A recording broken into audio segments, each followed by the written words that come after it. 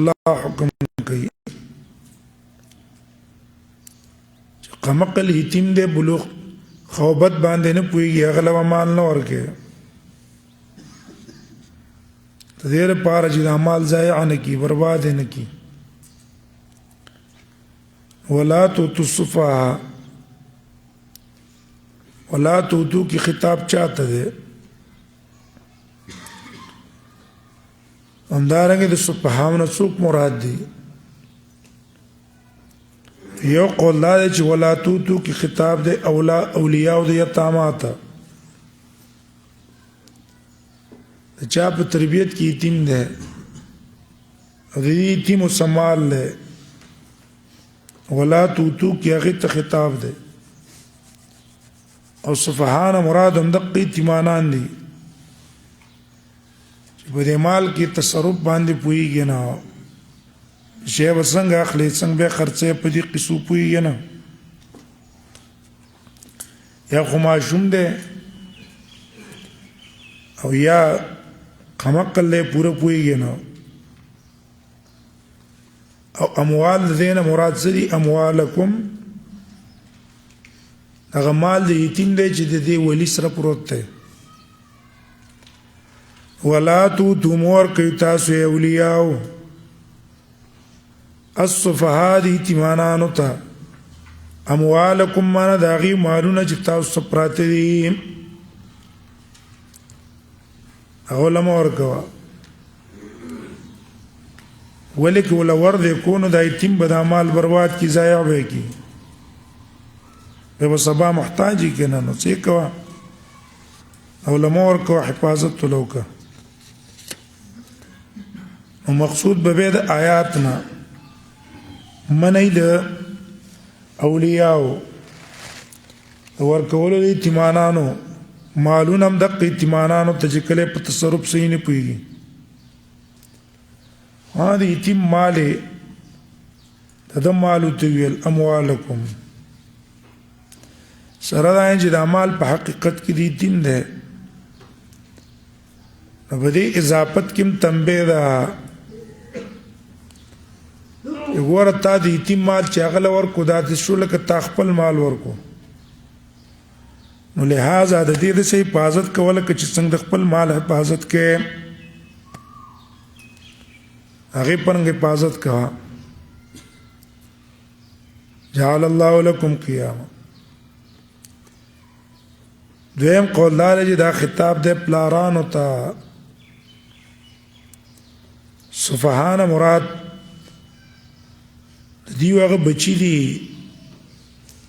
د مال حفاظت نشي کولای ځکه ځای کوي بربادي لوپر ده اموالکم به خپل معنا شو کنه حقیقتا مور کوي تاسو اموالکم خپل بچی دا خپل مالونه چاته السفهاء ستاسو قمقلو بچو ته صحیح تصرف نشي کولای مال بربادي اغل مال مور کو الذي جعل الله لكم قياما اغه مال چې الله تاسو لپاره ذریعہ د معاش ګرځولې سبب د ژوند دی دې خو ستا ژوند روان دی نو ته چې دا مال دې بچو لور کې استه برباد کی ضایع کی نو بیا بسکه دې وجه عبد الله ابن عباس وی دې معنا دا ده چې لا تعمد الى مالک استعمال دې الله تعالی درکړې دې تاغه مکه وجه خپل خزله سامان له ورګي او غيو هغه مال کې تصرف به کوي او ته به ځان دې محتاج کړی کله کله انسان د قسمو کې کنه خپل مال ګټه دې په بچول استور کی او دې بچو تناستی محتاج ہوتا نه خپل کار خپل تجارت په خپل چلوا چې بچو ته څه نشي محتاج نشي خزه ته محتاج نشي ضرورت مطابق هغه تور کو نورمال اختیار به تاسو لري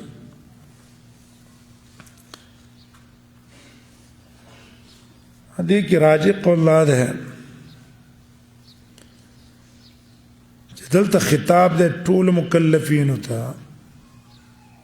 ټول ته او صفحانه مراد هغه څوک ده چې هغه د خپل مال حفاظت په سي طریقه نشي کولای یا معشوم دې ځکه نشي کولای یا بیا عقل دې قمقل له یتیم یو که غیر یتیم ها به اضافت اموال چې شوه د ټول مخاطبینو مکلفینو ته په دې کې اشاره ده دې خبره ته وګوره د اعمال حقیقت کې د ټول مال له ولې د دې د وجنه فایده عامه ده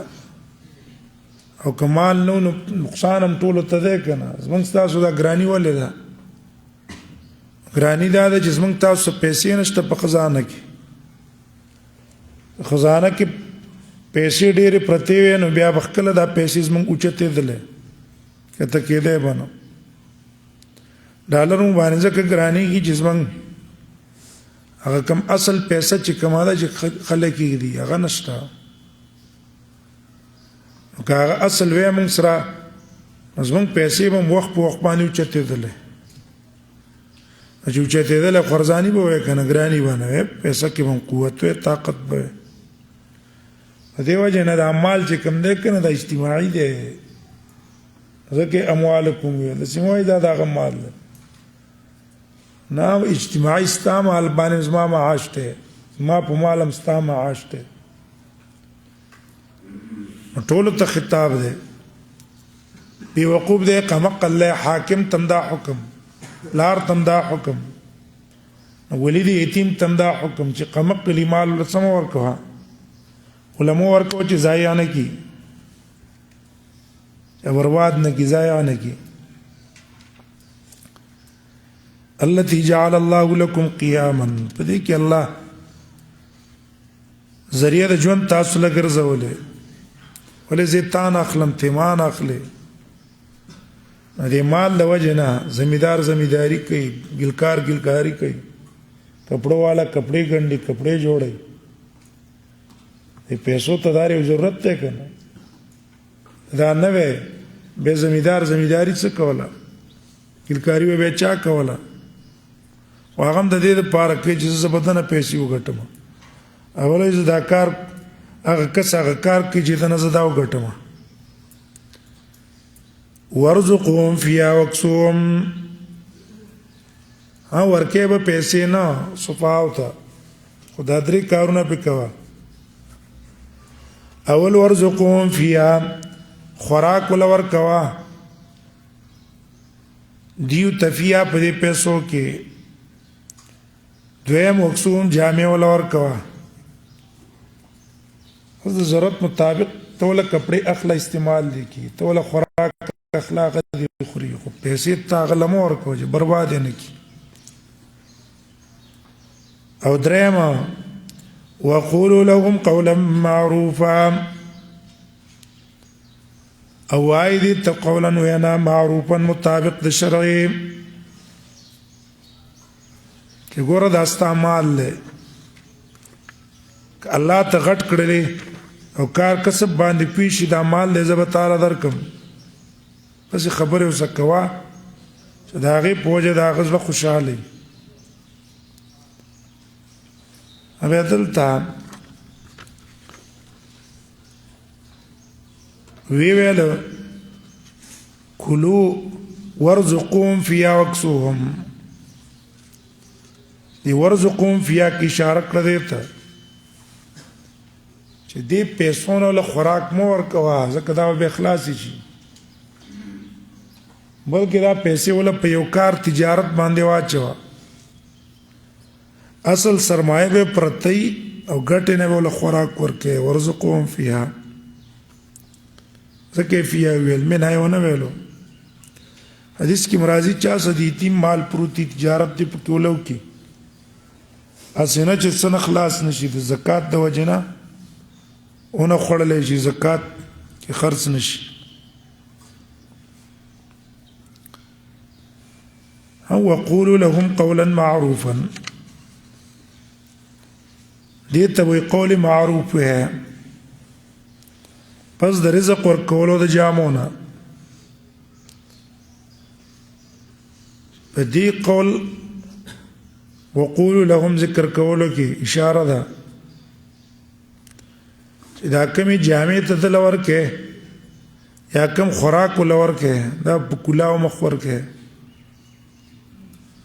خستا طریقه باندې ورکې عذاب پکې نه ځکه عادت او طریقه دا ده چا څه د چا مالی کنه هغه ته غواړي نو بیا په د باندې بوجي چې ولا ورکې دي چې په بوج باندې ولا ورکې استعمال وي خو ته به ته غواړي خو په بوج به درکې په خوشاله نه درکې دلته وي چې ولا ورکې د مال په خوشاله به ورکې وقولوا لهم قولا معروفا هبه دې آیاتنا علماء دا مسله معلومه کړی دا وجوب المحافظه على الاموال خپل مالونو حفاظت بکې وعدم تزييعها برباده وینا دیو جنا کشاف والا اغوي وكان السلف يقولون السلف بويل چې المال صلاح المؤمن امال د مؤمن د پاره اسلحه ده او عزت چې مړ شمه او مان مال پاتې شي والله را حساب کتابم پیو کی ولا نترك مالا يحاسبني الله عليه واذا غرد الذين ان احتاج الى الناس زه خلق ته محتاج شم امال خذب چې مړم شم الله را حساب کتابم پی کوي او د خلکو د احتیاج نه داخل ده دغه چې سفیان بوي سفیان ثوری رحم الله پیسې وسروي ویلي لولا ها لتمندل بنا لتمندل بي بنو العباس کدا پیسې ما سنوي کنه دی بنو عباس چې په وخت کې کوم خلفاو هغه ومانه رومال ساز کړو خپل اغراض لپاره به استعمال وله دی وخت کې چې کله پیسې سنئ بیا د مالدار در باندې د لوبې غونډه کې کوي چې وزما غرض کې استعمالي زه د تسویه مساغه کوا پروا دي دا غوینه سات طرف ته ز خپل کار کوا نو دې د وجه نه مال ضروری دی دې د وجه نه به زنات ته چا ویل چې لم تحب الدراهم وهي تدنيك من الدنيا ایو دې پیسو سره ولي مینا کې حالدار چې دا خطا دنیا ته نږدې کوي دنیا محبت سے پیدا کوي هغه ول ان ادنتني من الدنيا ټیک د دنیا ته مې نږدې کوي او فقط سانتني عنها واپس د دنیا نه ساتلې مې مکنه دیو جن مال وس کوي مال حفاظت بکې برباد ہے بیانا بلا مسئلہ تی معلوم شو تازوی دے خزہ دے دا مال بربادی ذائقی خرابی بیزے لگئی پاگا حجرو لگو اس پیسے علماء ورکوا ذائقی نا وابتلوا اليتامى حتى إذا بلغوا النكاح فإن آنستم منهم رشدا وزلت بیان دے دغه وخت چې دې تیم توکل سره مال سپاري او په کومه طریقه به ورکړي وابتلوا اليتامى حکم کوي امتحان کوئی پیتیمانانو امتحان پہ کہا تو بلوغ نہ مکی پیسے وہ لگی لگی اور کہا بازار تے لے گا جو ورش یو شی واخلا نو چې پیښ چیرې دا سړی خو څوک دوکه کولی نه شي مال صحیح راوړي ارزان یې راوړي ګران نه اهلي دغسې ولې یو څه شی ورکړو ته دا خرڅ کړه لاړو په بازار کې خرڅ کو نو تا ته اوس پته ولګېدله چې یاره دا سړی هوښیار دی خپل مال حفاظت کولی شي ضایع کوي نه دغه شان زمیندار دی د هغه زوی دی نو هغه له به قلبه ورکړي د آلات د حراست به ورله ورکړي چې یاره دا زمینداري کولی شي که نه شي اوس کولی نو چې پوه شي چې یاره په صحیح طریقې ادا کولی شي بیا ورته هر څه ورسپاره که نه هر چا باندې به د هغې مطابق څه کوي امتحان به پې کوي فإن حتی اذا بلغوا النکاح تر دې چې دی ورسېږي النکاح هغه وقت د نکاح ته بلوغ ته مراد ده وجه دا ده چې د دې نه بعد به سړی واده کوي نو تعبیر یې ځکه په نکاح سره وکړو حتی اذا بلغوا النکاح فإن آنستم منهم رشدا نو که چېرته تاسو معلوم کو منهم د دې نه رشدن هوښیارتوب چېرې دا خو مال حفاظت کوي څوک یې دوکه کولی نه شي نو فادفعوا الیهم اموالهم نو بیا ورکړئ دیو ته اموالهم د دیو مالونه دغه خطاب اولیاء ته اوصیاء ته چې چا څه د یتیم مالونه پراته دي ټولو ته بیا د یتیم مال ورکو ته ورور دا د مال والا ځان له پکې په خپله تجارت او کسب پکې وه دا به نه کوې چې بیا دا مال د ځان له ساتلی خپل کارونو کې استعمال خپله پې ځان له ګټې کې نو هغه له ورکړه چې هغه پې ځان له ګټه وکړي فایده پې وکړي که نه آنستم تاسو ته پته ولګېدله محسوس هم کړه په تتبع سره چې یو ځل مې پیسې ورکړې بل ځل مې ورکړې بیا مې ورکړې تاوان یې ونه کړو چا دوکه هم نه کړو وی فادفعوا الیهم اموالهم وصله مال ورکه ولا تاکلوا اسرافا وبدارا اوس په دې جمله کې الله منع کوي چې ګوره د یتیم مال به په یو طریقه باندې ځان له استعمال نه ولا تاکلوا مخردا مالونه د یتیمانانو اسرافا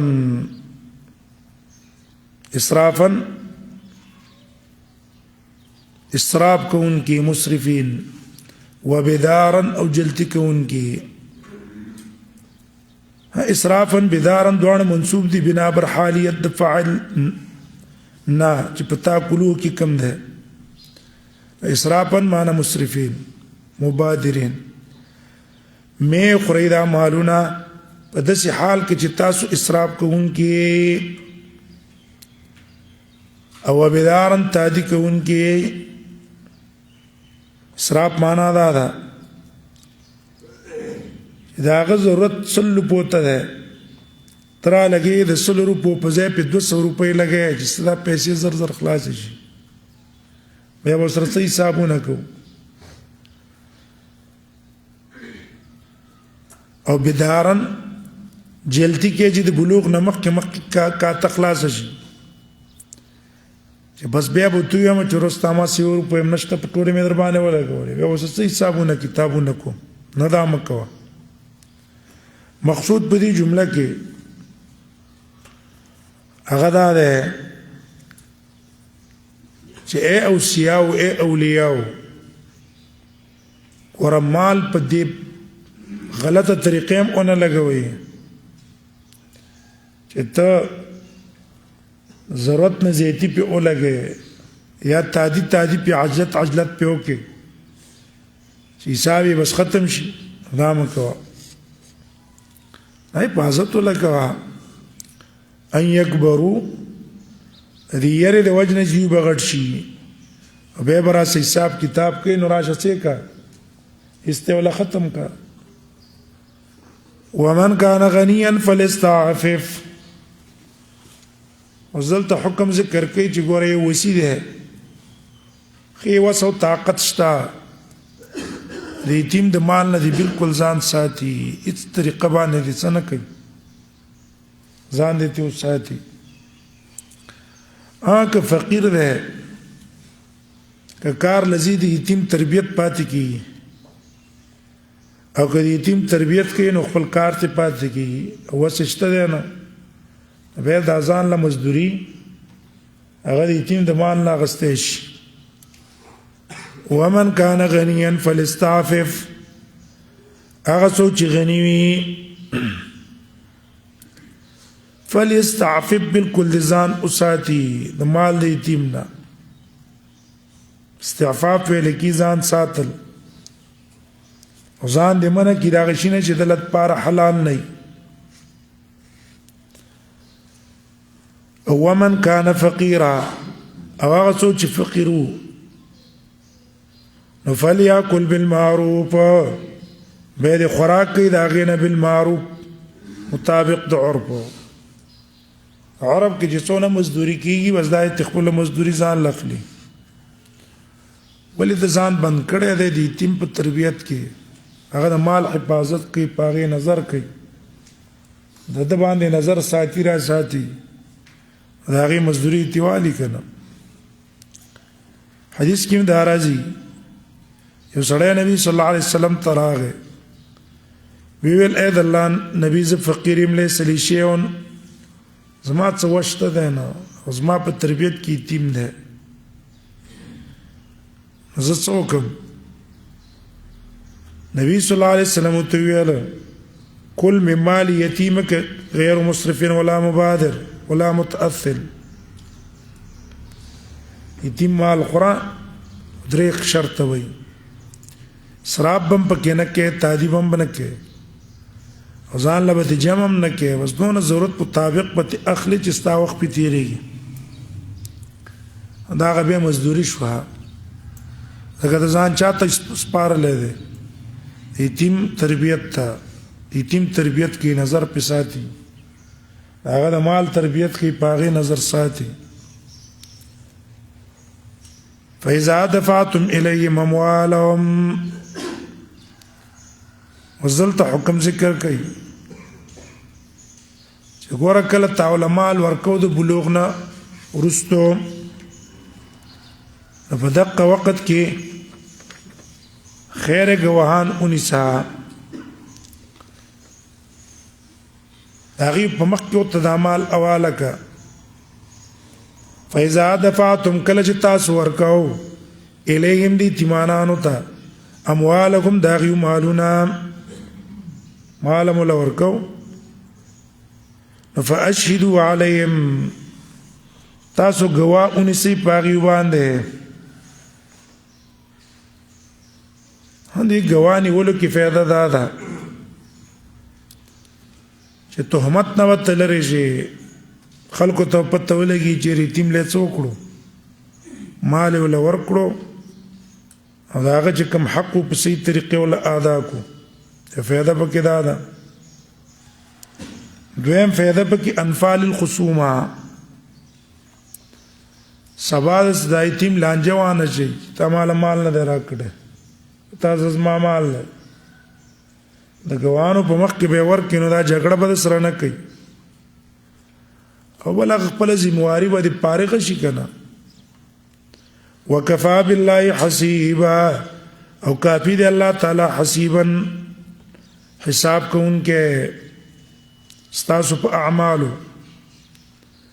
الله نه کوم شی پټ نه پاتې کی نو کزان د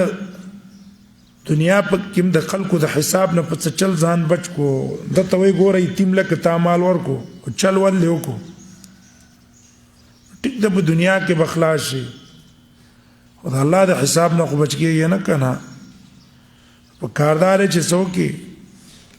ټولو تصرفاتو کې د حلال او کې د حرام نه ځانو ساتي حقوق په صحیح طریقه ادا کا او کی حساب کتاب دا مې ګټلې دیو دا مې وکړو پلان کې ګټه دا او بکې چلول والله له خو به حساب کتاب ورکې کنه ولې داغه مالو نزان لګول ته ودونه پیسو باندې بل ګټه دونه ورکې چې ته بل ګټه دا ورکې کفا بالله حسیبا للرجال نصيب مما ترك الوالدان والاقربون مزدیز نرستو شروع ده په احکام د میراث کې ځکه جاهلیت والا غریبم په میراث کې بم زیاته کو خذلې به سنور کولا ماشومان له چې جنگ به نه شو کولای غلب هم اسنور کولا دې آیات کې الله تعالی اوس هغه ته حکم کوي چې نه د خزم خپلې صدا سړی خپلې صدا ورکه به کماشوم دې ک غټ ته حق دې په میراث کې ولورېګا هم په دې آیات کې سبب د نزول وې داو چې اوس ابن ثابت الانصاري هغه وفات شو اوس ابن ثابت الانصاري دا غي وخزه پاتې شو ام کجی او ته ویلا پاتې شو درې لوريانې پاتې شوې دا غتر زامنو اغیور اولګېدل یو سوید بل عرفجا ټول مال قبضه کو خپل واغستو نی خزلې سور کړنی لوريانو لې سور کړه دغه جاهلیت طریقم د قصو چې ماشوم له میراث نه ورکو خزل به نه ورکو او اغلب میراث ورکو چې هغه جنگ کولای شي تور باندې گزار کولای شي په اسبانې سورلی کولای شي غنیمت غټلای شي نو دا ام کجر علی رسول الله صلی الله علیه وسلم ته ویل نبی سم دا دوانه راغختل چې ولی هغه ته د جاهلیت خبره وکړه چې روان شو نبی صلی الله علیه وسلم تاسو لاړ شي ودرګي الله ما ته حکم نازل کی الله د آیت نازل کړ هغه دې آیات کې درې فعلی علماء وي یو بیان علت الميراث د میراث علت ذکر کی چې قرابت ویل کی دویم عموم القرابه عامواله د قرابت هغه ذکر کوي نږدې یو کلري خو چې تات مستحق د میراث په ورکه او دریم اجمال النصیب المفروض اسی اجمالاً دل ذکر کړي بیرسته آیات کی یوسیکم الله سے تفصیل کوي راغی للرجال نصیب د سړو د پاره خپل برخې دي مما ترک الوالدان د اغه چې پرخي الوالدان والاقربون مور او پلار یا والاقربون خپلوانو پلار مرشو یا بل خپلوان مرشو داغي نه د دې چې خپلوانو کې سړی دي هغه ته خپل یې سم ملاويږي اولن نساء یو د خزو د پارم نصیب برخی د میراث مما د هغه نه ترک الوالدان چې پرخي د مور او پلار او الاقربون خپلوان هم مور او پلار مړ شو دا هغه چې کوم نږدې په میراث کې لوريان دي هغه ته میراث ملاويږي یا نور خپلوان دي الاقربون ابي ګورا وللنساء مستقل ویلو پس یو نو چې للرجال والنساء نصيب مما ترك الوالدين والاقربون بلکې وللنساء نصیب دی مستقل ویل په دې کې مقصود تاکید غرض ده ورته د زنانو په میراث کې حق بالکل مستقل ده بل اشاره د اصالت په استحقاق د ارث کې دام په میراث کې مستحق ده مستقله سړی تابع نه ده دې حق جدا ده د حق د سړو نه مستقلا قرابت د وجنه مما قل منه او كثر نصيبا مما د هغه مال نه چې پاتې شوی ده قل منه که کمی دې مال د میراث نو کثر او کډيري نصيبا مفروضا اسيري مقرره مما قل منه تعت بیان ده مما ترک الوالدان چې مور او پلار پرخي هغه څه دي مما قل منه کې لګي او کډيري او د عطف بیان یو کو د پار د قصد تعمیم او تنسیس چې حق د نساء غوړه متعلق ده په هر جز د مال مور او پلار نه پاتې دي اوس تاکید کوي حق د نساء په میراث کې دریم ځل نصیبا مفروضا چې ګوره د هر یو د پار خپل خپل حصہ ده جدا به ورګي وليخشى الذين لو تركوا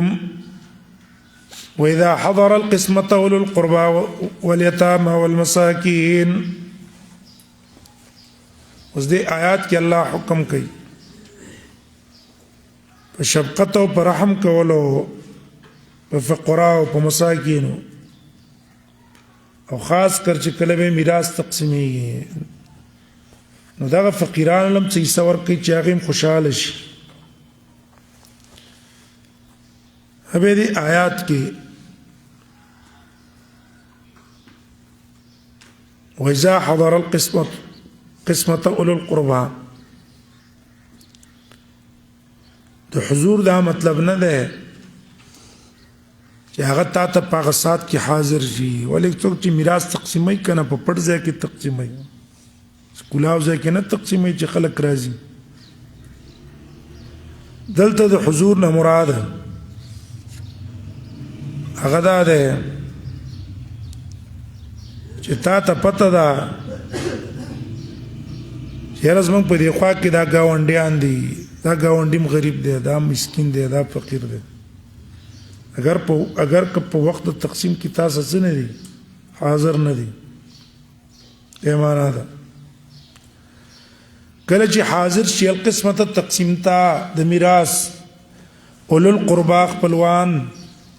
یا یتیمانان یا مسکین فرزقوم منو ورکی تاسو هغې تم منو د دې میراث نه څه حصه ته ورکړئ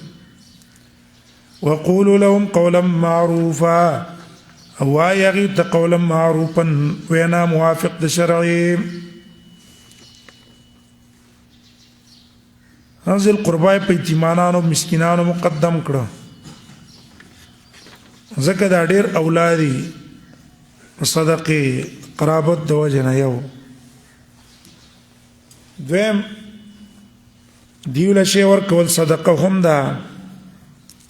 خپل ولی پاله لم دي به ور پسې یتیم مخکې کو په مسکین ځکه د یتیم ضعف زیات ده حاجت سخت په نسبت د مسکین فرزقهم کی ضمیر راجع ده ما ترکل والدان والاقربون تا او یاد هغه قسمت تا فرزقهم منو دا مال چې کوم تقسیمیږي دا غینه ولا ور کوي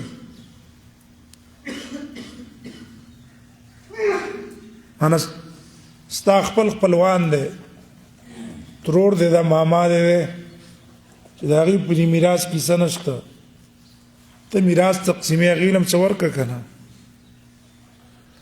یتیم دی غلې ورکا مسکین دی ولا ورکا به دا فرزقهم یو قول علماء دا چې د امر د پاره د وجوب دی په دې میراث کې یو لږ لغونته کې شی ورکول واجب دي. ها کدا ورثه په خپل غټانو هغه به ورکی او کو وارث ورکوټه ونه داغه ولی براو لګي وربه کی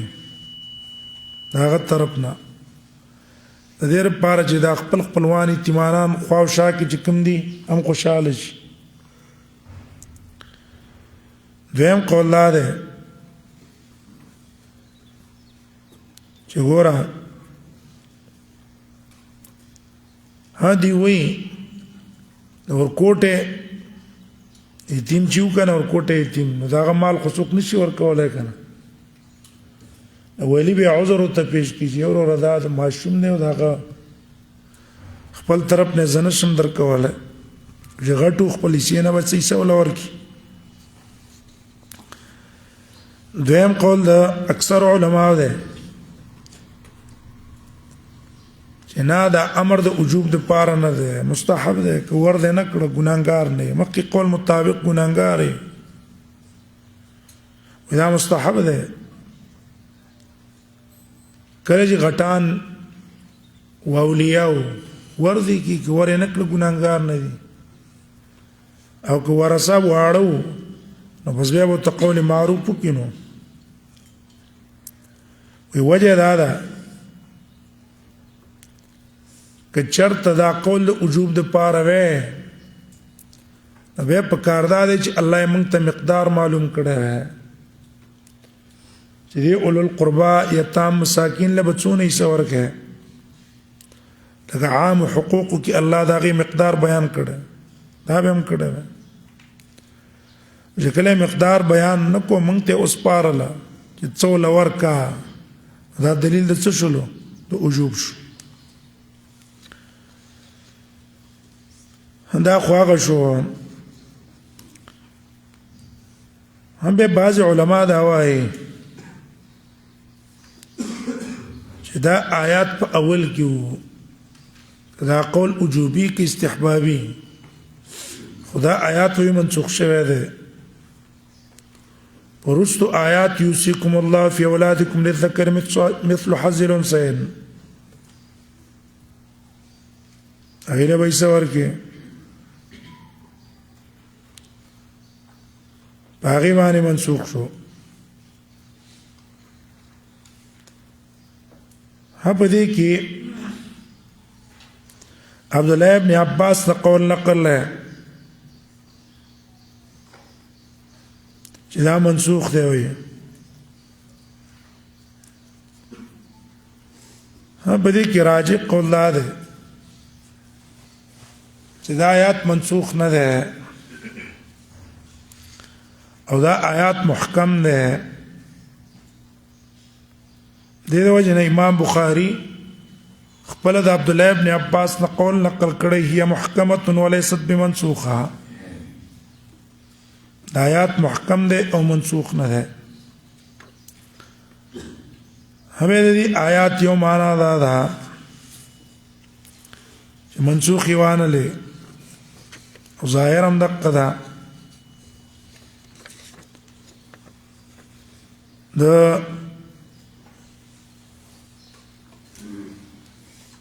میراث ورثه تقسیمي نه دې سره په دې کور کې یا په گاوند کې خپلوان دي یا یتیمانان دي یا مسکینان دي دیوله په کاردا دي چې په دې میراث کې څه ایساغي ولا سر نو لور کې دې لپاره چې هغه خوشاله شي کنه. مثال په تور باندې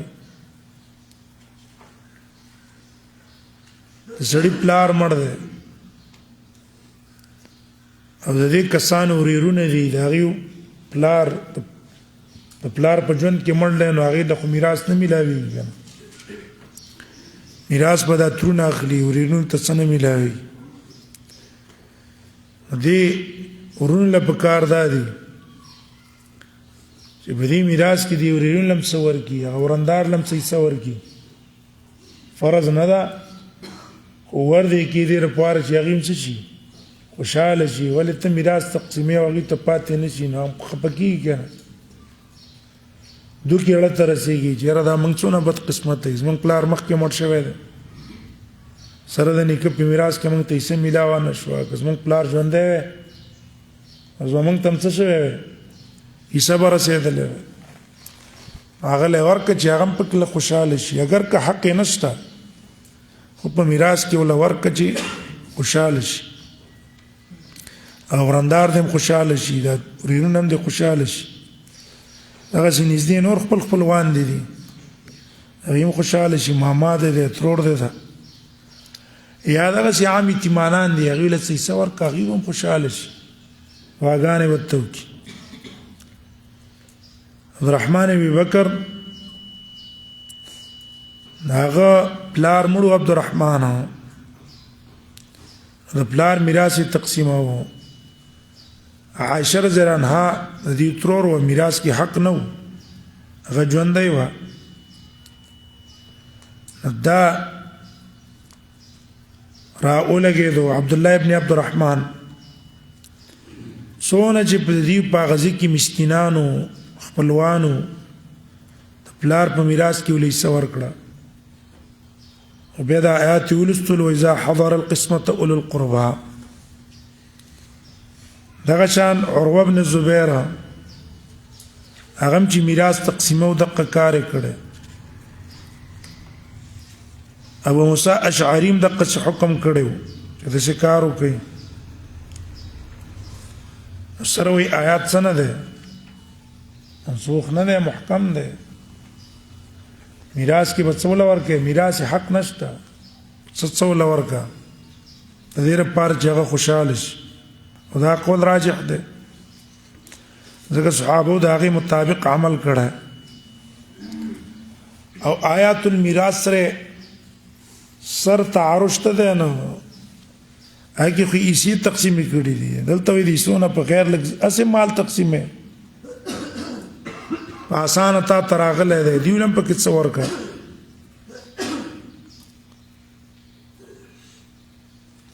بعضو کسانو دا ویلي دي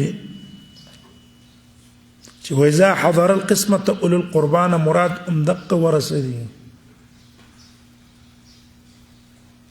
مثلا پلار مړ شوی دی پلار مړ شو او ورونه را لګي مشر ورور دی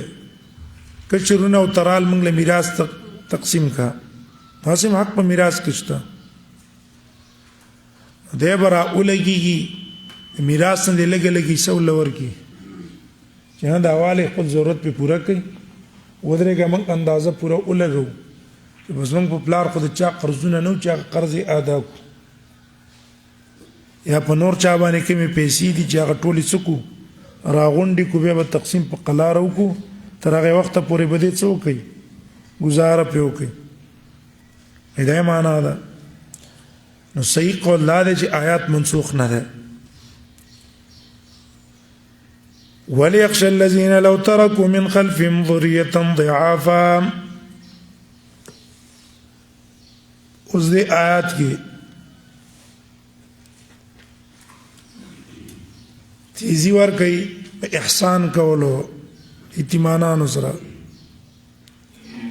ګوره ته دا نه غواړې چې زما بچو سره څوک ظلم او زیاتې وکړي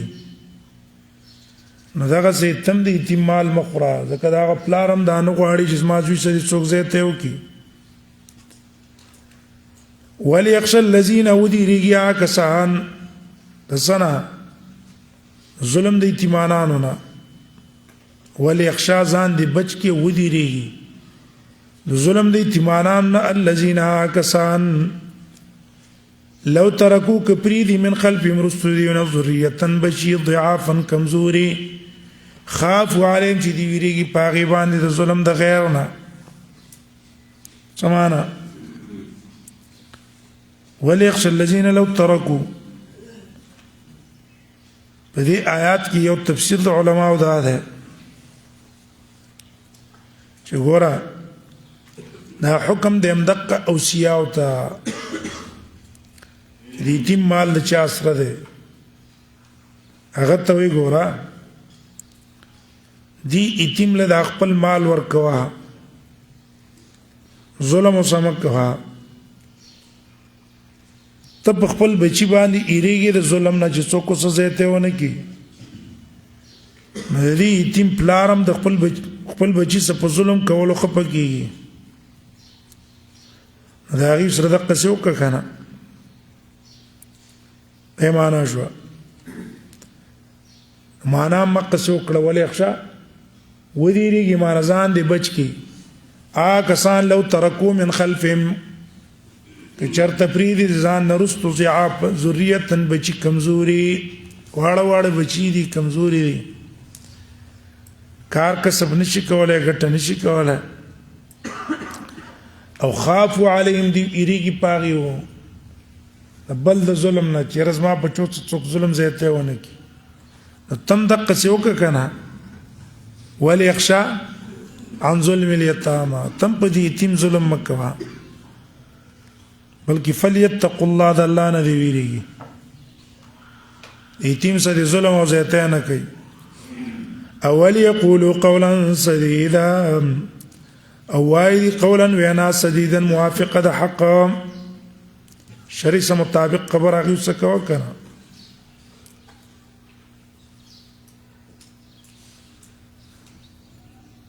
سدید ویلګي ستا شریعه مطابق هغه ته دی وی چې ورستا حق ده زبې تعالی در کومه او وسیله نه در کوم ځکه لا پویږي نه مال برباد نه کی ایو قول شو او تفسیر ابن کثیر والا دی قول ترجیح ور کړي دا قول راجح ده دا خطاب اوصیه او ته ده ذکر رستو ان الذين ياكلون غم ندي سخلگی چې تدې یتیم لمال نور کې خوري دا تخیټ ته ورچه دویم قول لا ده چې دې کې خطاب ده هغه چاته چې ناجوړ دی بیمار دی مرض الموت باندې مبتلا دی بعضی کسان راضی دی بیمار پرسې لرا دیور علیه هغه ته تلقین کوي په وخت کې ته تلقین کوي خیرات کو د سی وصیت کو په خیرات باندې نو دغه کسانو ته الله وی جوړا تجدي مړی ته سکه تدې مړی ته تلقین کې خودنه او تکي چې ته وصیت وکا چې ما په خیرات وکي او ما په پیسې ولګیو پلان کې شرابانه وکي وګوره ته د خپل بچو باندې ډه خوږه دا غواړي چې رزما بچی دی پر راحت باندې هغه ته د پیسې ملاوي شي ولې دې مړی ته اوس غلط وصیت کې چې د مال په خیراتونو لګو بچو ته مو پرېدا ته چې په خپل بچو خپکیږي دغه چې دې مړی بچیم باندې خپش او څه مکوا دې مړی ته غلط وصیت مکوا کنه اگر اولګي غلط وصیت وکي اځم تفسیر شو دا غو ته خطاب دی دیورال او ته ویل مړستا ده بچی تا الله د عذاب نه خصته پنيشي درکوله اعمال دی پلان کې له وصیت کو پلان کې له ورکه پردو کسان حکم به او تکو خپلوان به او کې پرې قسته الله دیو ته وی ولي يخشى الذين حاصل ده چې دا کار ځان لنه خوخه نو دا کس چې کمري هغه ولې دا خوخه او ته دا حکم ولیکه ابن جرير به دا معنا راجح کړی دا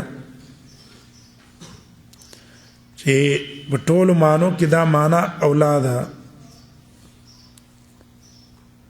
دریم قول ده چې نه دا خطاب دی دغه مړ کیدون کې ته سو جمري او په دغه وخت کې وصیت کوي هغه ته وایي چې ګوره په خپل بچو دی شفقت وکړه وصیت کې اسراف نه کار مالا چې ته راشس ما ټول مال پلان کول ورکا خپل ورثه د سپری دې ځکه دا ورثه به د فقر کې پاتې شي رسول الله سموي انتظر ورثتك اغنياء خير من انتظركم مع الله خپل بچي اغنیا پرې دي دا غوړې دي نه چې ته پرې دي عالتن تکففون الناس فقيران چې د خلکو نه سوالونه کوي غینه دا خوخه دي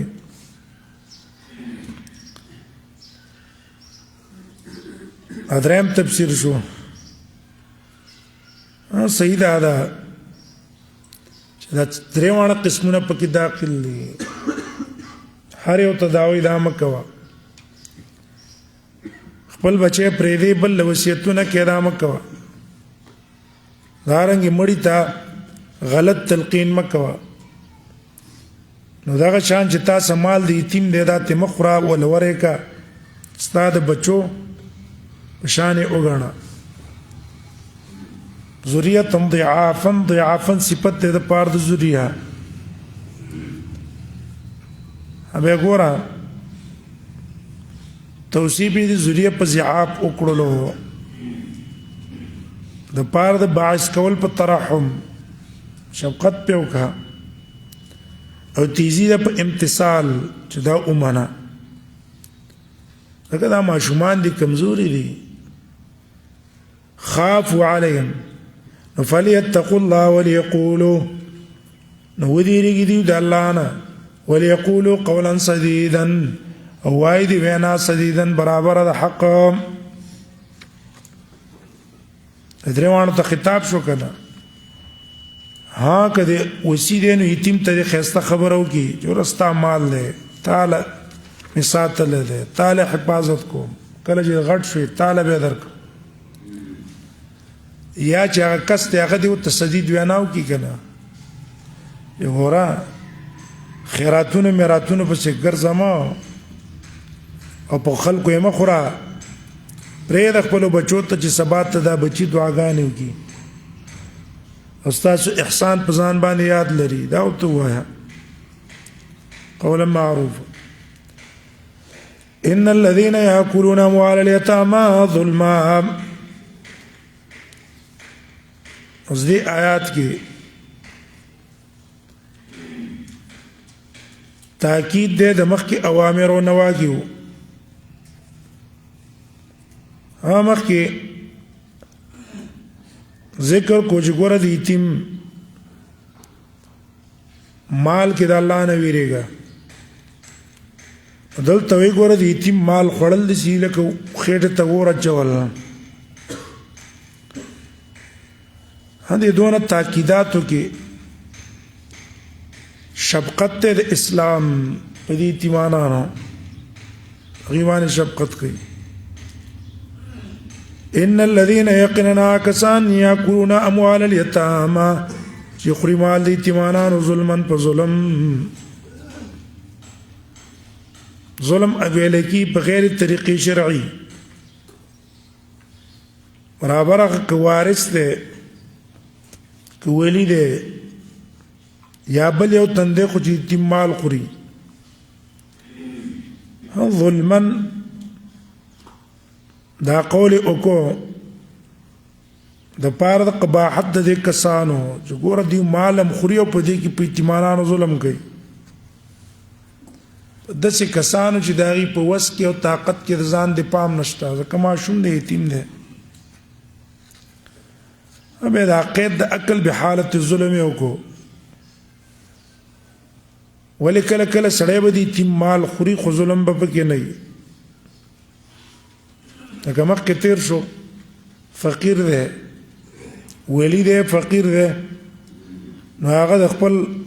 مزدوري ته اغستې شي کنه د معروف مطابق هغه ظلم نو ځکه دلته قید د ظلم ولګو ظلما سبب د نزول و انداو چې مرصد ابن زید غطفان قبیله یو کسو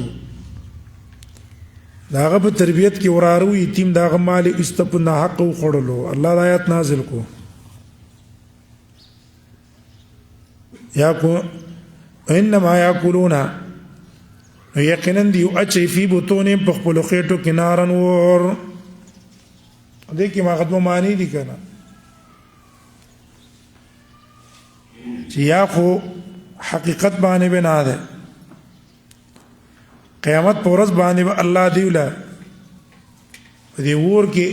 وسه خېټه ته ور واچو وسه پته نه لګي د قبرونو چر پاتېږي دې خلینه به لږه خيږي ایو شو او یا عقل فی بطونهم نارن مجازی معنا ده دا خوراک ذریعہ د پاره د وره دې پوجا به الله ورته وزي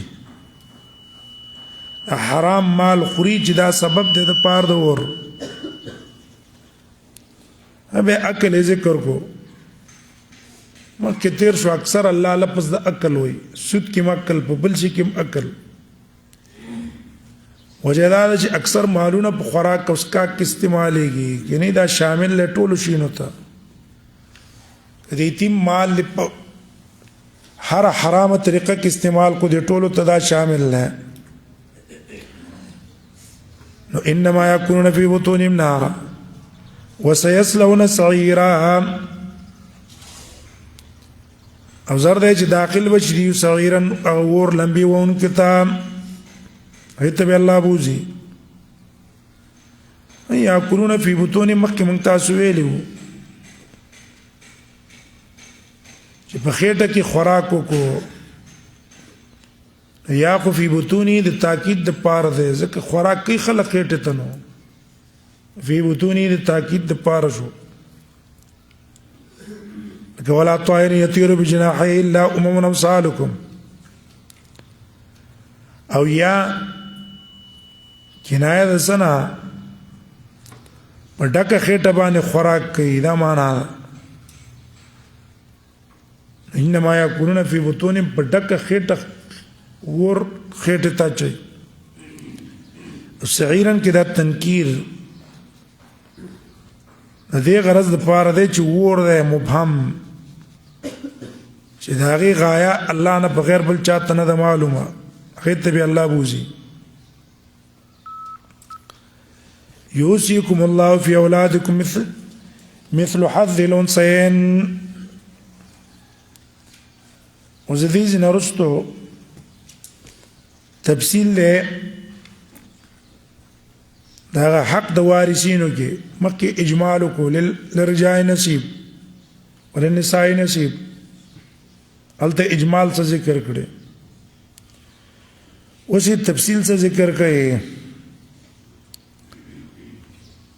ابه څونه احادیث د میراث چې کوم دي کنه مسائل د میراث هغه د دې آیات او رستو اخر کې یو آیات راځي دا غنه مستنبت ده یوصیکم الله کلک حکم کوي الله تاسو ته فی اولادکم په میراث د بچو تاسو کې او وصیت خو اصل کې دې ته ویل کی چې سړی مري او یو وصیت کی دا غي نرستو مرشي نو الله باندې خو فنا ناراضي چې یوصیکم وي هغه چون کې وصیت مضبوطی ځکه سړی مړ شو کنه به ته خپل خبر نه رجوع نه کړي نو دیو جن یوصیکم به کنایه د مضبوط حکم نه الله تاسو تکلک حکم کوي چې پای کې څه نشته به ته پکې رجوع نشته مسخه کېدل پکې نشته یو امر مؤکد هغه د دې میراث په ابتدا کې لفظ د یوصیکم ویلو یوصیکم د وجد اهتمام داغه او سورة الامتثال داغه د مضمون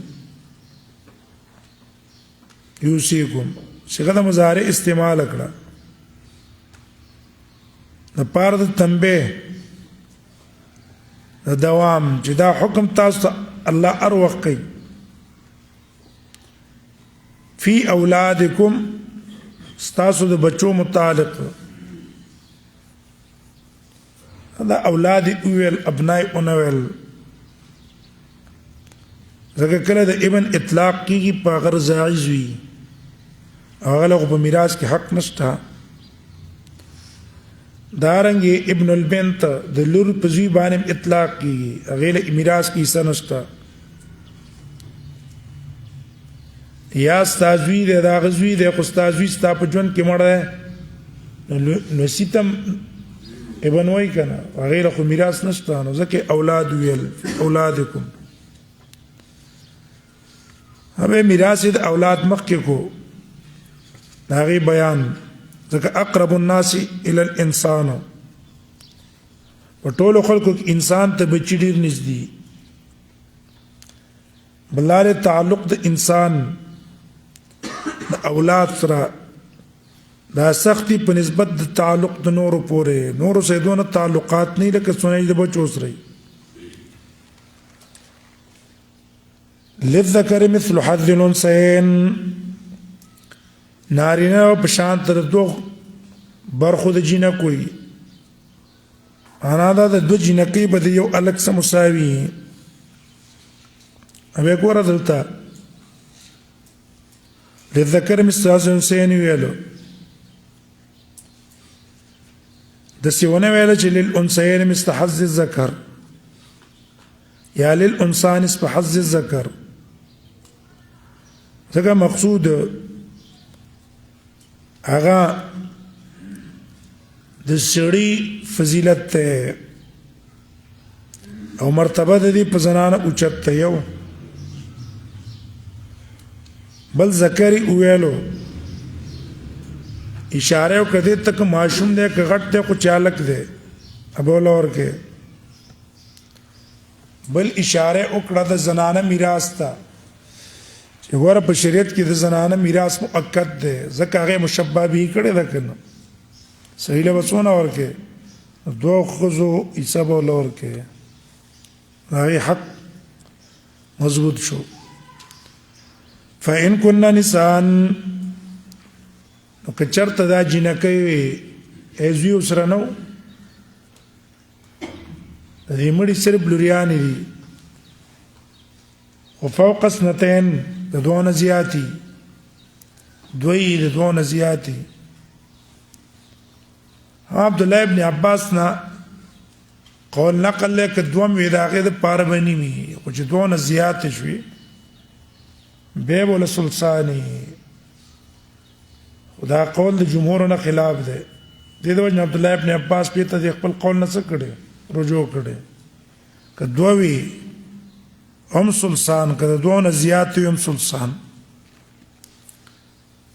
فلهن ثلثا دې جنکو د پاره بدو اسیما ترک چې کمی پریخي دا الله چې څوسره نه دی مړي زیو سره نه صرف لوريانی دي وان كانت واحده او کچرتا دا لور یوا فلهن نصف غیر پاره بینی مال به ملاویږي ټول مال نیمه سواغه تور کی هم باقی ورثه تباغه ملاوي شي که باقی ورثه نو صرف لوروا نو باقی وو تبرد ملاوي شي او حق د نسب ده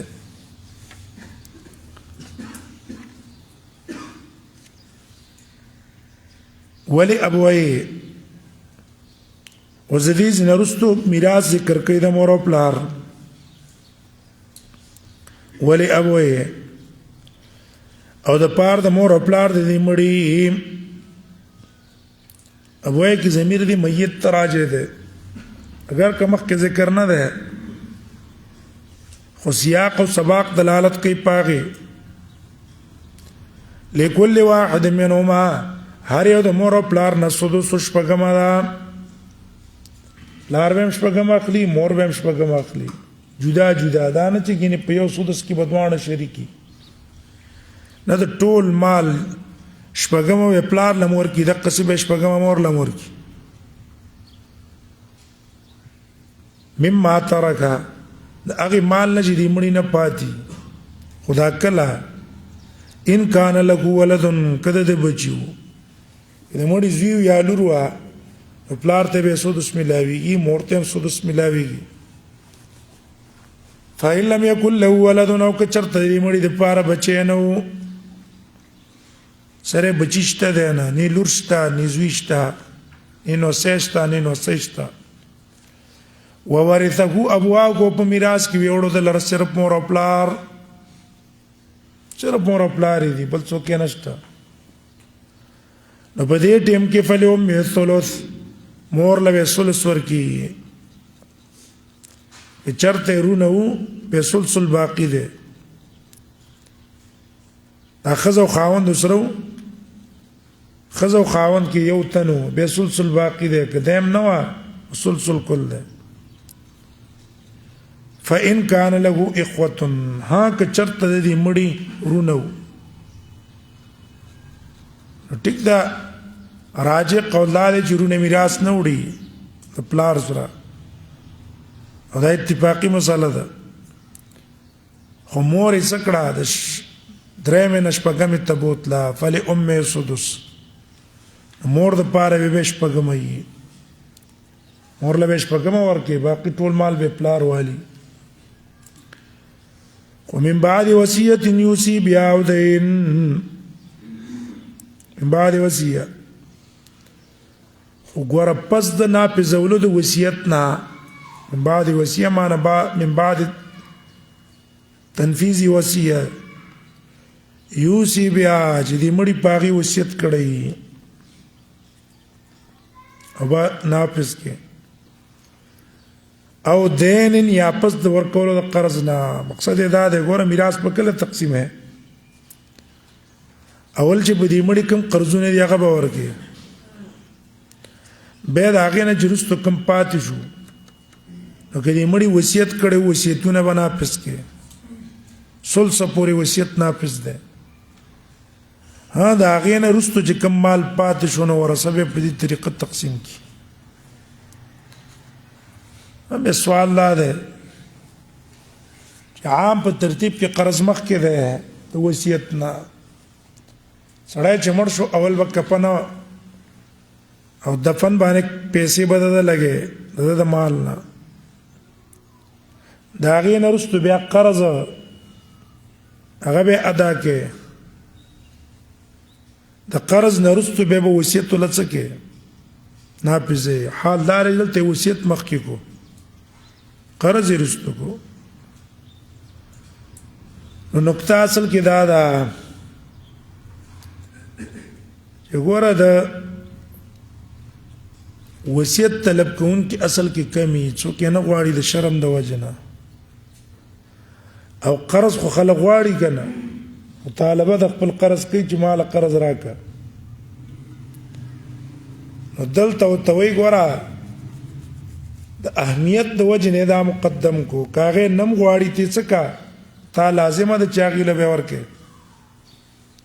بعد وصیت یوصیا به او دین آباؤکم و ابناؤکم لا تدرون دې جمله کې الله وی ګوره دا تقسیم الله د لوکو تا ته پرې نه خوستو ولی زکه ته پوېږي نه چې پلار کې زما پیدا ډېره ده که بچی کې مې ډېره ده کېدای شي بچی کې به پیدا ډېرې مال وټول پلار لور کې یا به پلار تا فایده نه کی اور او بلګي استعمال وزوی لور کې الله دل تقسیم کو آباؤکم پلاران تاسو ابناؤکم زامن تاسو لا تدرون تاسو نه پويږئ هم چې کوم یو په دیو کې اقرب لكم نفعا ډیر نږدې دي تاسو لپاره په پیدا کې تاسو پته نه لګي الله ته پته ده ولی کلا چې د انسان پلار په اوچتو درجو کې دا زوی به الله هغه درجې ته ورچتوي وسره د دې لپاره چې هغه ته خوشحالي ورسېږي پلار ورته نه راکته کوي کله زوی اوچته درجه وه نو دا پلار به هغه زوی ته ورپورته کوي او که پلار یې اوچت زوی به ورته ورپورته کوي نو ته خو په دې منځ کې که نه ستا ته پته نه لګېږي چې ستا پلار اوچتې درجې والا دی چې الله یې د هغې سه یو ځای کوي په قیامت کې او که زوی دې اوچتې درجې والا دی دې سه د یو ځای کوي دې وجې نه الله دله میراث څه کو تا ته پرې نه خوستو ځکه تا ته پته نشته چې کم یو کې فایده ډېره ده ایوم اقرب لکم نفعا قیامت کې به کم یو څه ته یي آباؤکم بے آبائی مخکې ذکر کړو او بے ابنا دواړه ورپسې ذکر کړو ځکه د دې سره اتصال او قرابت قوي دی په نسبت د نورو فریضة من الله فریضه بے تاکید دی دو قسمه دو تاکیدونه ذکر کوي د پاره دی چې دا کم تقسیم د الله کړی دی په دې عملو کا فریضه فرض کړی دی الله تعالی دا فریضتن په فرض کولو د معنا شو دا د الله در باندې فرض کړی فریضتن من الله دا تقسیم فرض شوی د الله تعالی د طرف نه او ان الله كان عليما حكيما دماغ کی جمله کی ویل الله فرض کړی دی نو د دې مخالفت تاسو سره جایز نه ده او دویم تاکید ان الله كان عليما حكيما الله تعالی عليما پوهه دی حکیما حکمتونه والا دی هر شی باندې پوهیږي د بندگانو کوم مصالح د دنیا او د آخرت او حکیما یو کار د حکمت ته خالی نه ده دی وکړلو ابي امام رازي سے وی ان الله كان عليما حكيما د دې میراث سوال دا جمله ذکر کړه و د دې جملې مناسبت هغه ده چې کله الله تعالی د پلارانو بچو یې میراث مقرره کړه او دا اسی مختلف وي یو لډیره وا بل کما وا کېدې چې د انسان په زړه کې دا تیر چې چیرې دا تقسیم په بدی طریقه شوی وي پلار مثلا یې سړی ورکړې شوی وي یا زوی لډیر ورکړې شوی وي علاکس دې کې فائدہ ډیره ده دا تقسیم به اصلح وي نو بیا او بیا خاص کر د عربو تقسیم په میراث کې اخو بالکل د شرع د قانون نه خلاف وو الله تعالی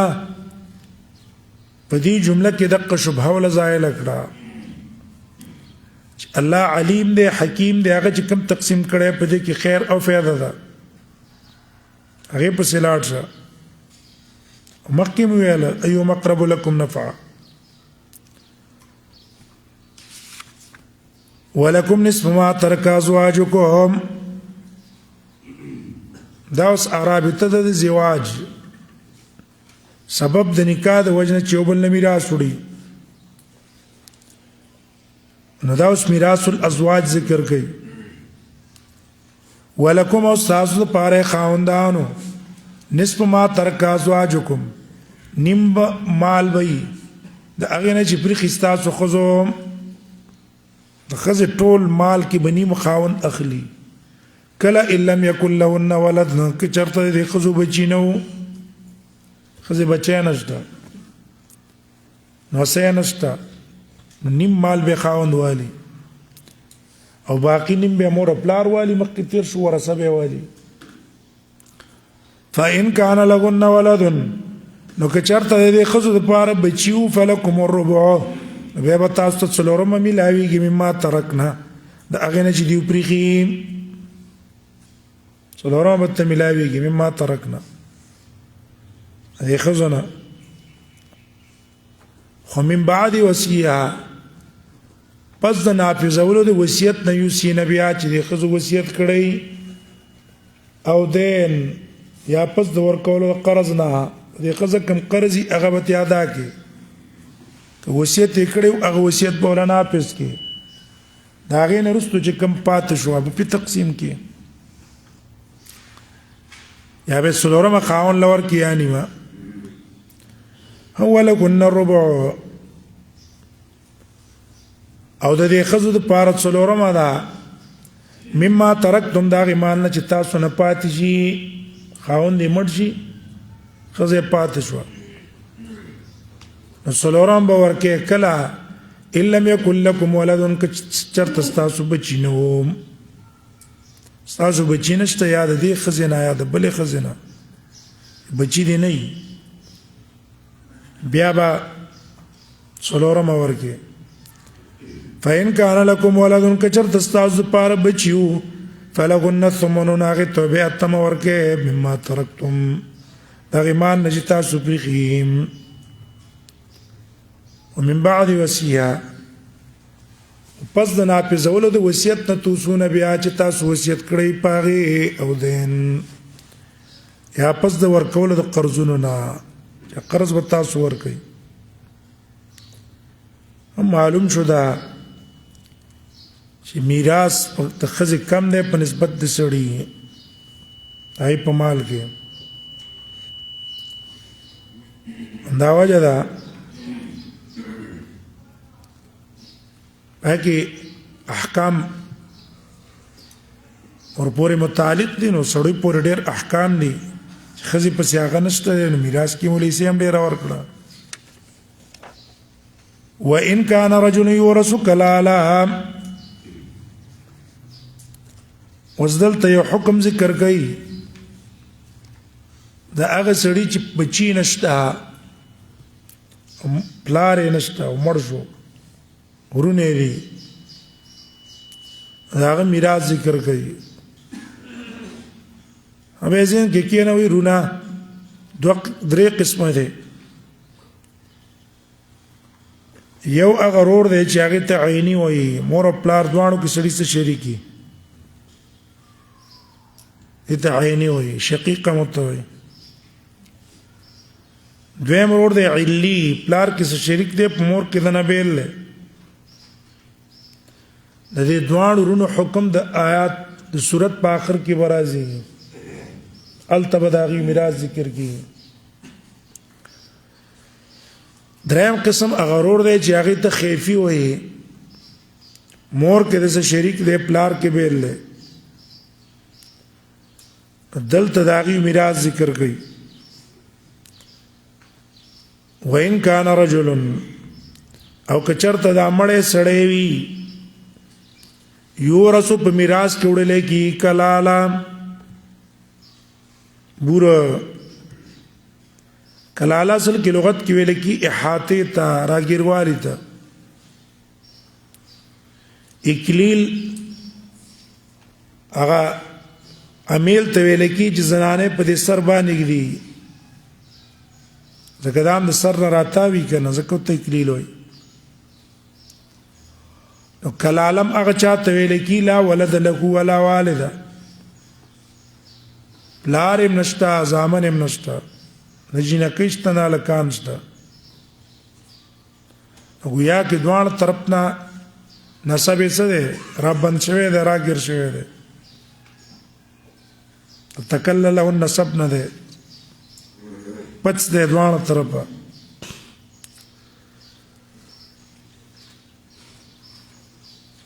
نو بیا به صحیح او امرأه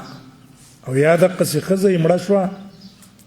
پلار هم نشته د دې ښځې بچي هم نشته نه لور شته نه زامن شته او وله اخن او د دې لپاره روري په مور کې اوسه شریکي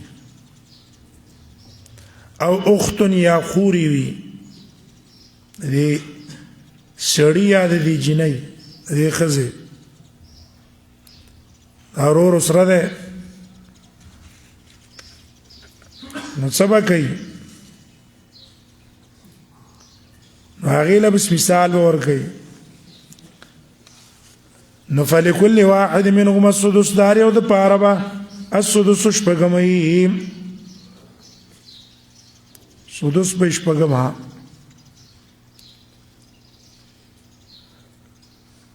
فإن كانوا أكثر من ذلك أو كديو الذين نديروا أكثر من ذلك ما ندوو ودريو تسلورو فهم شركاء في الثلث بيدا شريكان دي في الثلث بدريو كي دريمه كي خپل منځ کې به تقسیم یو شان الکو د جنې فرق بنئ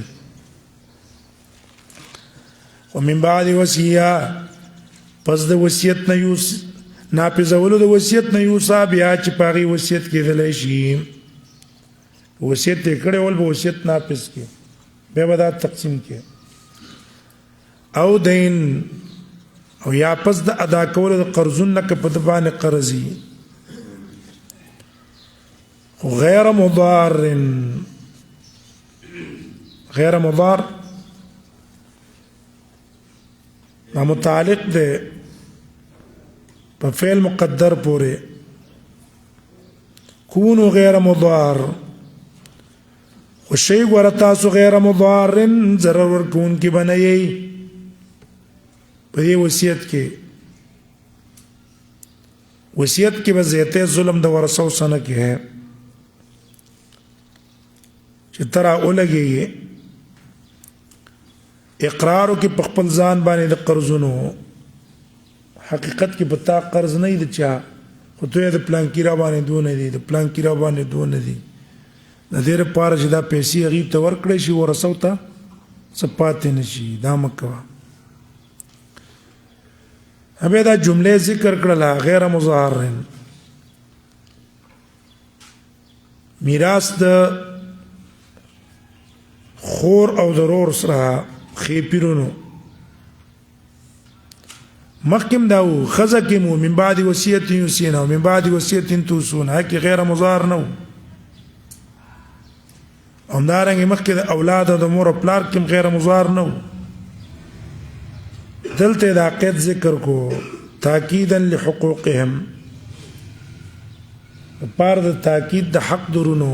خېپیرونو د خېپی خويندو حق تاکید د غرض د پاره دا ویل او تحریزا علی ادائها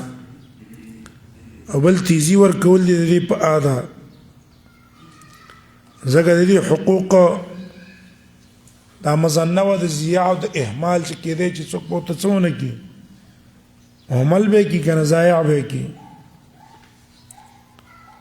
هیڅ حقوق داغیو نه ور کول به دا ضرر په وصیت کې او څو صورتونه دي یو ضرر دا ده چې د ثلث نه زیات وصیت کی دا یو ضرر ده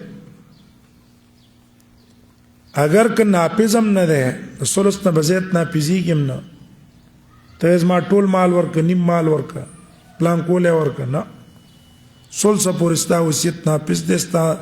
مال درې مېسه دویم وصیت دا ده دویم ضرر دا ده چې په ثلث وصیت کې یا د ثلث نه کم کې استا غرض په کې قربت نه وي چې راشه د خپلوان ده هغه خپل ولی په پالل شي یا د الله رضا د غرض نه وي بلکې د دې غرض د پاره چې راشه د دې ورثو حق په کم کا په میراث کې ته څه ډیره اون رسیږي ندام یو ضرر دی ورثو ته دریم ضرر دا ده چې ته په ځان باندې اقرار وکې د پردي د قرض چې هغه پلان کې په ما قرض دی دونه سٹارټول په میراث کې 2 لک روپۍ پاتې دي او چې د پلان کې په ما 2 لک روپۍ قرض دي د لپاره چې دا څه شي پیسې هغه ته ملاوي شو پتا قرض نه او صرف ضرر ورثو ته ورکولي او کله کله مدقه څه کوي بعضی انساني داغه د خپل ورثو څخه پړه کې مینه نه بغزي وسره نو اراده یې دای چې راغی ته میراث ملاو نشي نو دا کار کوي درېما څلورم سورت دا ده دا په چا قرض شته نو ورثه خو به اخلي د میراث لپاره د اقرارو کې جماعت قرض واپس را کړی دی او حال دا دی چې هغه ولڅ نه کړي ور کړی نه دام نه پنځم دا ده چې دې په دې حالت د بیماری کې دا غي نه مړ شي قیمتي شی په ارزانه په چا خرج کی یا ارزانه شی په ډیرو پیسو واخلي د لپاره چیرې هغه ته پیدا ورزي او مقصد یې پکې ورثو ته ضرري دا ټول په دې وصیت کې داخل دی ضرر کې غیر مضار وصیتا من الله دا کلک حکم دی د الله تعالی د طرفنا وصیتا من الله معنی الله تعالی د طرف نه کلک حکم دی دې به عمل کوي دې به سره خلاف نه کوي والله علیم حلیم او الله تعالی علیم پوهه ده هغه شینو چې کم کې ستاسو فایده ده ځکه توحید سکوي د سم کوي دارنګ علیم د ستاسو په نیتونو ته چې کله وصیت کې ستاسو د نیت کې د وصیت څه غرض په دې وصیت کې هغه الله خبر ده او حلیم دې صبرناک دې سم دواره سزا نه درکړي مخالفت احکام د الله او نه سم دواره له جزا درکړي ولیکې دې واپس ته توبه وباسي تاسو ته وې دارنګ حلیم دې پردي کسانو لا وس دغه مکوا وصیتونه مکوا په دې له سزا نظر کوي حلیم شو هغه دې جمله کې اشاره شو الله در باندې پرس کړی دا او دې خیر فایده الله ته معلوم ده مصلحت الله ته معلوم ده تلك حدود الله مسترغیب دې عمل ته راشي په دې باندې عمل وکړي نو په دې کې بشارت ده هغه کسانو ته چې په دې مخکینو اعمالو عمل کوي تلک حدود الله دا مخکې چې کوم احکام بیان شو د ایتمانانو متعلق د نکاحونو متعلق میراث احوال د سورت اول نه تر دې پورې حدود الله دا د الله تکالیف دي شریعتونه دي احکام دي چې الله د خپل بندگانو لپاره مقرر کړی دي حدود نه مراد الشرائع التي شرعها سبحانه بعباده چې بندگان له داغې نه مخالفت جایز نه ده هم دې شریعت شرایع او احکام ته الله حدود ویلو په دې اعتبار چې په پوله کې اخوانه شي اورېدل تجاوز به حد نه اخوانه کې دقه استاد پارم د دینه مخالفت کول جایز نه دي ومن يطع الله ورسوله چا چې تابعداري وکړه د الله او د رسول يدخلوا جنات داخل به کی جنت ته تاسو جنتونو ته تجري من تحت النار چې بهږي بلاندې دا غینه نیورونه حتى عبد الله او رسول سره په جميع الاوامر والنواهي چې باقي تقسیم د میراث غونډه وذلك الفوز العظيم دا د کامیابی لویه لویه کامیابی ده چې انسان الله جنت ته داخل کی ومن يعص الله او چا چې نه پرمانی وکړه د الله او رسوله او داغه د پیغمبر عصیان دی فیما امر کوم شي کې چې حکم یې کړی په هغې عمل نه کوي او کوم شي نه منع کړی دی د هغې نه ځان نه ساتي او یتعد حدوده او تجاوز کوي د الله د حدودو خاص کر به د میراث متعلق چې کوم حدود دي د هغې نه تجاوز کوي نو يدخل نارا تعدي د حدود څه ده على سبيل الانکار ده انکار ته کوي ولیکن انکار ته نه کوي عمل په نه کوي مجرم دی خو همیشه خو جهنمی نه دی کنه دا بالکل ته منکر ده يدخل نارا داخل بکی الله دل ورتا خالدا فيها همیشه به په دې ور کې اوله عذاب مهین او در پار عذاب د مهین سپکون کې عذاب مهین ول زکه ور کوي چې دا انکار د دې د وجه نه کوم چې ځان اوچت کړه کنه مړه خزه چاته و ماشوم په کې چاره اوسه اوس دل میراث ور کوما په دې زنانه وی ځان اوچت غنول هغه سپکی غنل الله ول عذاب ور کوي سزا سم د سپکا عذاب بدل درکې لکه زمون وختانه خور او لور له میراث نه ور کوي کنه ور کوي نه او کله وی ما ته خور بخیلی دي تی ول ورکه دای ته تو بخی کنه ورکه نه نو خپل ته وی بس مې راکو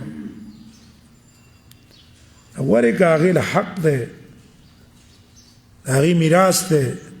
څنګه دا کس مړ شو ستا پلار دی دا غیم پلار دی ستا حق دی دا غیم حق دی ولا ورکه لګ دی کډیر دی الله به تعالی درکې خوشا طالب الله نور پراخه دل درکې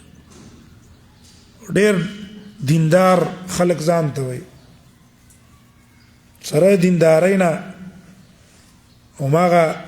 د خويندو حقونه خوري مالونه خوري ظلم او زیاته کوي دا غي سره حقوق لنا ورکي خير مضار نزكي ویل عذاب مهین وي به ګورا خالدا فيها کچرته انکار کړي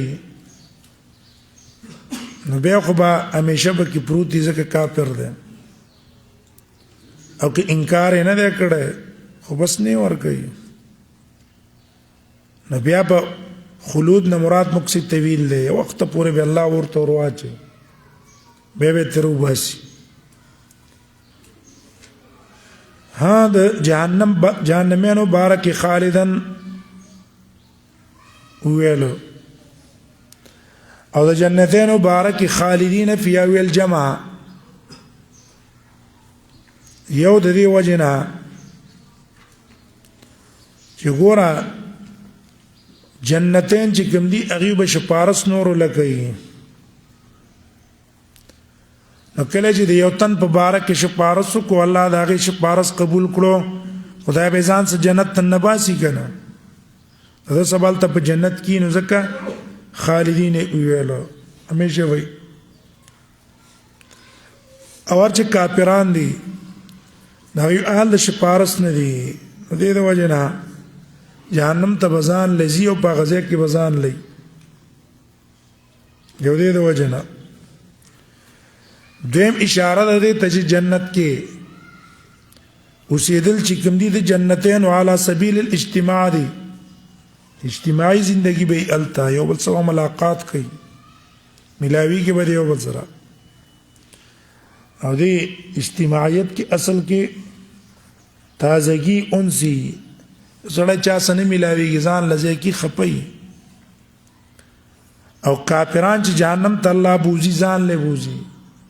وحشت بین او نورم سخت سزا ولا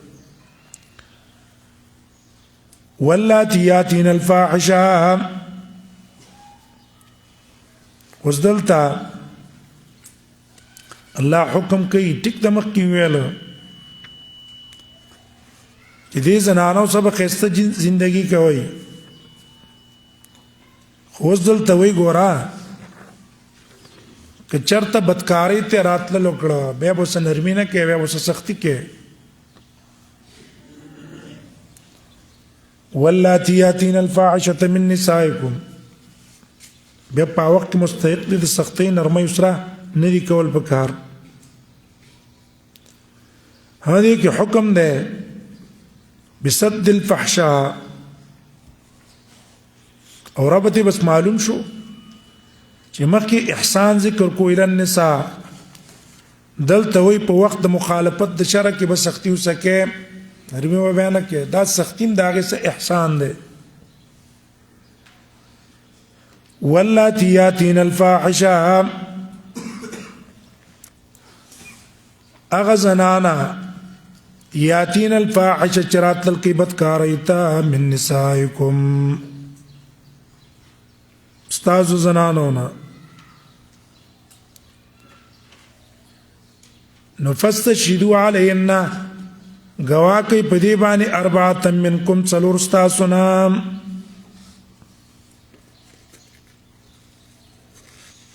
دلتا منکم مانا مسلمان بھئی او څلور بھئی دا دې د پاره چې څوک په چا باندې دروغ ونه وایي چې ردی بدکاری کړې ده الله به خبره معتبرې چې څلور ګوانی او بل بده کې फायदा غستر دی په بندا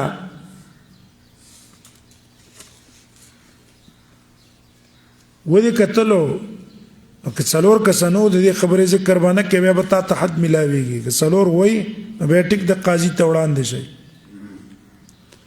نو به دې کې حد الوسه پرده د پابند باندې کړه هم به دا څلور ګوان تورات کې مو په نور کتابونو کې مو او اربعه منکم گواده په دې څلور کسان به او سړی به د دې لپاره چې راخزي گواہی په دې کې معتبر نه ده چې دې نه خبري سره په دې کې فکر او سوچ هم نه کوي هغه به دا څلور گواهونه ګوره په لیدلو یې د څه وایي چې موږ لیدلې دي او ریدلو باندې کار نه کیږي واللاتی یاتین الفاحشة یاتین ویل یاتینا د پاره د مزید تقبیح او تشنیع په فاعل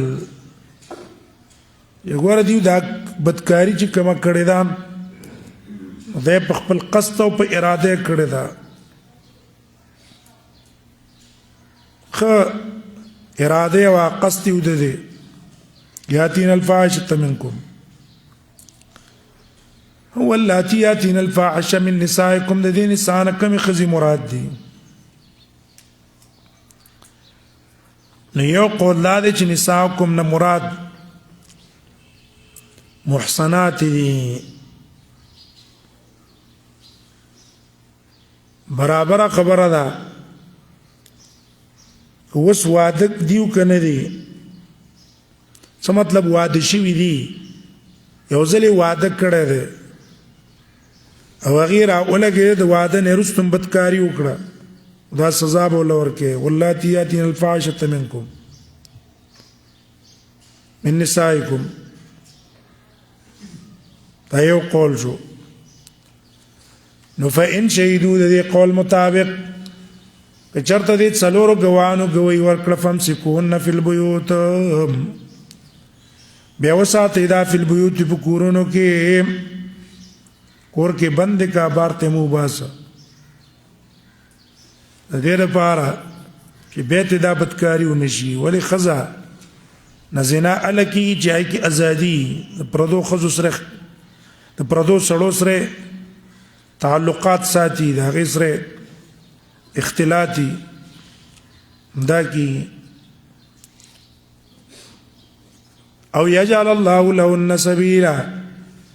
او یا به الله وګرځي دې د پاره لار د دې عقوبت نه الله به لار وګرځي دا په هغه ټیم کې چې حکم د رجم لا نور راغله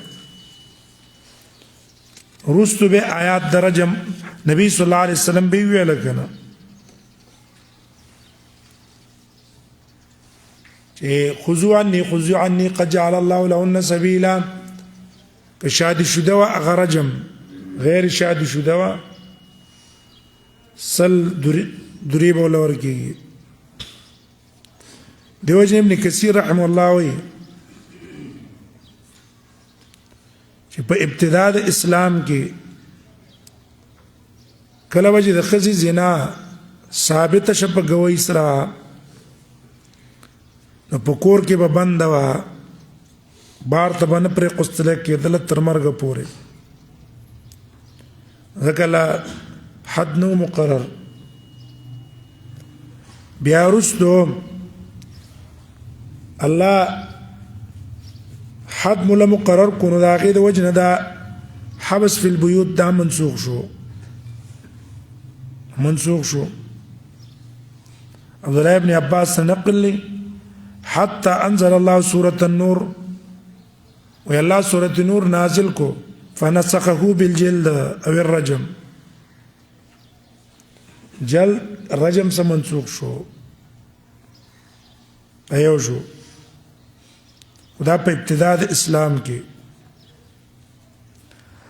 او دا د جمهور علما قول له چې دا آیات به څه شوی ده دا منسوخ ده دویم قول لا ده چې نه دا آیات سره منسوخ ده نه ولی هغه دا چې ګورک زنانه دا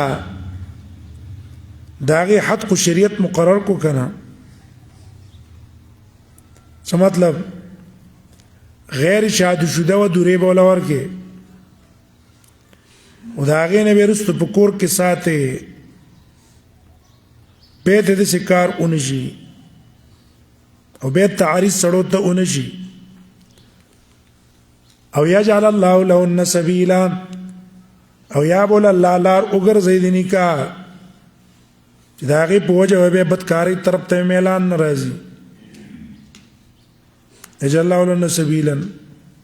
ایمان اشوا ها که غیر شادي شده چې ونه دا غي د پاره خو رجم شو بس مړه بچی کنه رجم بکړې شي غیر شادي شده له به دوری ور کړې شي درو نرستو دا پکور کې ساته د دې لپاره چې بیا ته دا نقصان اونشي پکور کې بدن نه او یجعل الله لهن سبیلا یا به نکاح وسوکو کی بس دا غیر وجه نه بیا د ارتکاب الفاحشه نه بچش دا شو او یاد ده چې دا آیات خطابی سے وایي چې دلته فامسكون فی البیوت دا امساک ده په کور کې د څه د پاره د دې غرض د پاره چې پته ولګي چې دا غوان صادقان دي کې نه دي کسان رال غوي په وکړه په یو خزي باندې د بدعملای اوس به دا پرې نه دا پکور کې دن نه تزکیه وکړي ای تزکیه پوری بدا بندي که پته ولګي چې دا کاذبان دي پرې به دي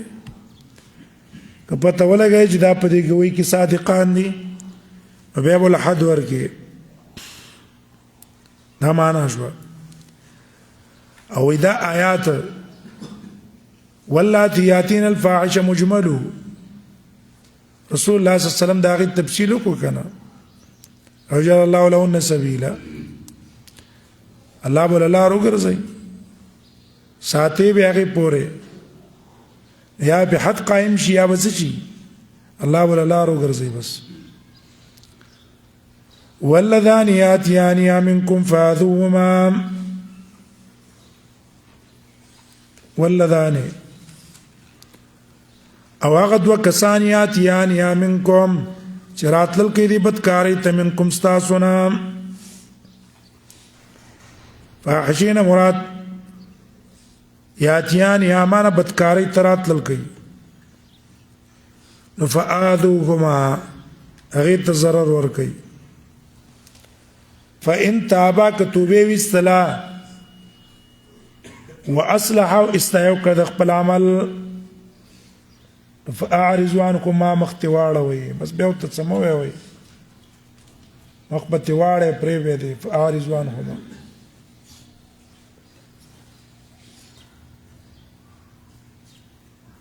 ان الله كان توابا رحيما الله توبه قبل انك رحم كون كذا هو اللذان ياتيانها ذي آیات په مراد کې د علماء اختلاف دی چې دنه څوک مراد دی یو قول لا دی چې د مخ کې ولاتي یاتین الفاحشه من نسائکم اغزنانا ده چې هغه شادي شوده ده دا حکم الت بیان کو دی کې هغه خزو الک ده چې هغه شادي شوده نه وي واده شوي نه باکرې چورته وي هغه ته مراد دی واللذان یاتیانها منکم دې ته تغلیب وي الکه بجنې څه کړه ده غالب کړه دا معنا ده او دا رايه ده اکثر علماء ده ولې دې آیاتونو کې الله دو حکمونه ذکر کړی دي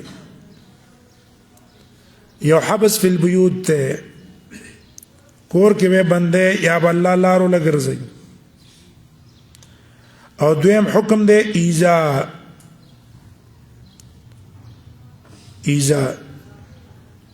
نوراشا اول کی تشدید کو زکه شادي شوده واده کړي او بیا په بدکارې پسې ګرځیدل دا بل خو واده نه دی کړي نو دا هغه د پاره تخفیف شو دغه وجنا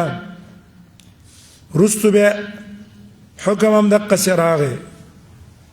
چې سیبی د پاره جل دا رجم شو او باکری د پاره هغه دورې شوې نو دام په اول کې وو ازو ما سي په خلی باندې zarar ورکولو رټنه ولا ورکولو شرمې غینا دا کار کوي ها به رستو حکم په کې سره راغی رستو په کې راغی دویم قول هغه ده چې ګوره د دې نه مراد هغه سړی دی چې خپل منځ کې بدعملیو کې چې هغه ته عمل د قوم د لوط وایي عمل د قوم د لوط واللذان یاتیانها منکم کسان چې راتل کې دي بدکارۍ ته منکم ستاسو نه هغه ته راتلل کې یاتیانها منکم فآذوهما هغه ته به ضرر ورکوي سزا ول ورکوي سخته چې به د شکار نه کوي فآذوهما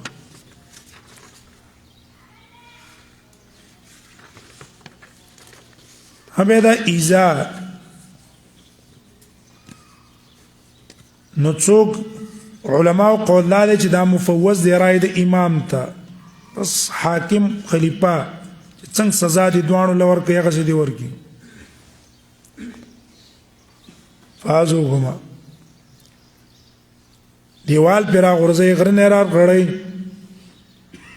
حد اول ور کوي هغه اختلاف دی به علماء په خپل منځ کې فازوهما دریم قول هغه دا دی چې دینه مراد دقس ښځه او خاوند دي خو مکې حکم د صیبې و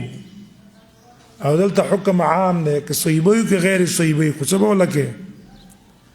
و چې دا به د ملي کوله ضرر له ورکوي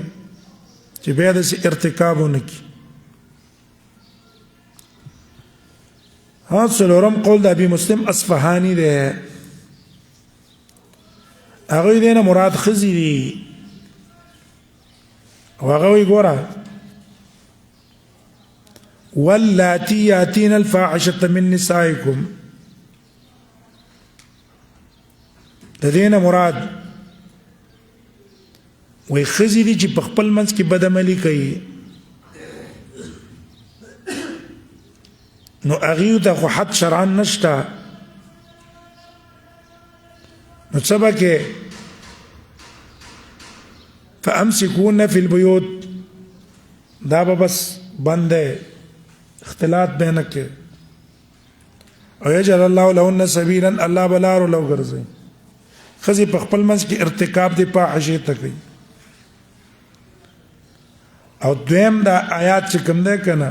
واللذان یاتیان منکم